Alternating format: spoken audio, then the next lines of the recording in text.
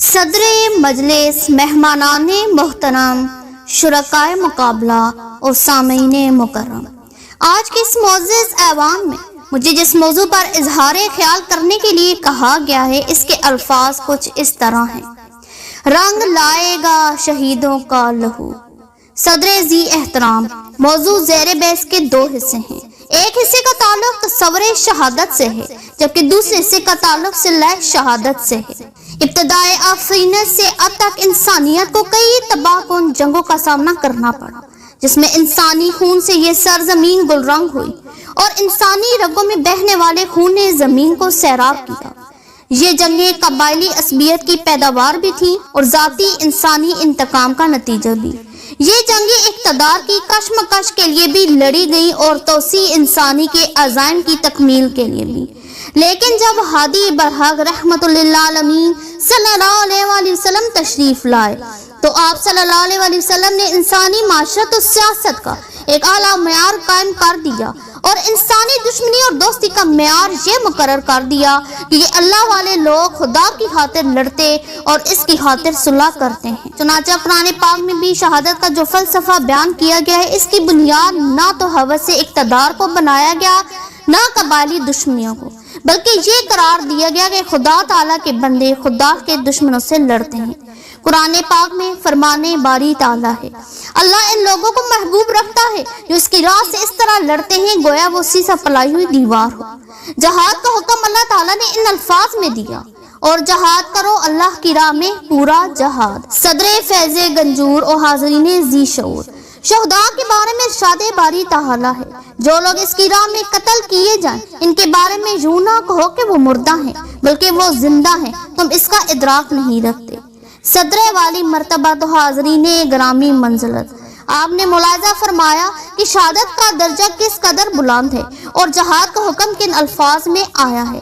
مومن جب جہاد کرنے کے لیے نکلتا ہے تو اس کے سامنے بڑی سے بڑی رکاوٹیں خود بخود ختم ہو جاتی ہیں، پہاڑ سمٹ کر رائی بن جاتے ہیں اور دریا و صحرا دو ٹکڑوں میں بٹ جاتے ہیں، کیونکہ مومن مال غنیمت سمیٹنے کے لیے نہیں بلکہ صرف رضا الہی کے لیے نکلتا ہے۔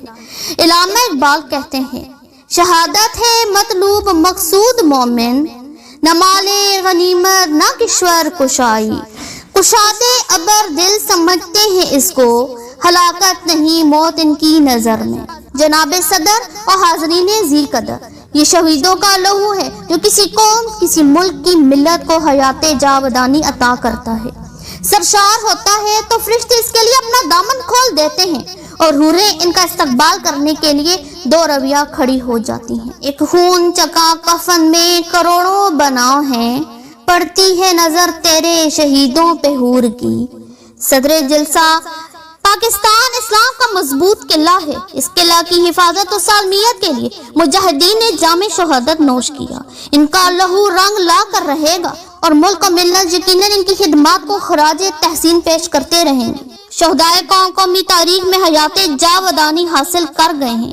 سرور شہید راجہ عزیز بھٹی، محمد طفیل، سوار محمد حسین، راشد منہاس، محمد محفوظ، محمد اکرم، میجر شبیر، کرنل شیر خان اور لالک جان ایسے شہداء جنہوں نے ہماری قومی تاریخ کو چمک دمک عطا کی۔ صلہ شہید کیا ہے تب و دانا جاودانا۔ صدر مجلس اور ارباب بصیرت، آج بھی ہمیں ایسے مجاہدین کی ضرورت ہے جو ملک کی سالمیت اور تحفظ کی خاطر جان نثار کرنے کا عزم و حوصلہ رکھتے ہیں۔ مغربی مفکرین نے بڑی کوشش کی کہ مسلمانوں میں جذبہ جہاد سرد پڑ جائے، کیونکہ مسلمانوں کی تاریخ گواہ ہے مٹھی بھر مسلمانوں نے مقابلے میں آنے والی کئی گنا فوج کو شکست فاش دی۔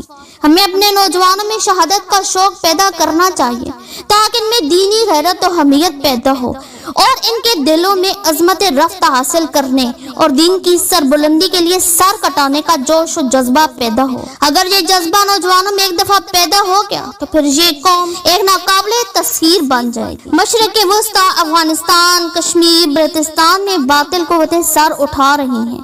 ایسے میں یہ کہا جا سکتا ہے: فضائے بدر پیدا کر کے فرشتے تیری نصرت کو، فضائے بدر پیدا کر کے فرشتے تیری نصرت کو، اتر سکتے ہیں گردوں سے قطار اندر قطار اب بھی۔ شکریہ۔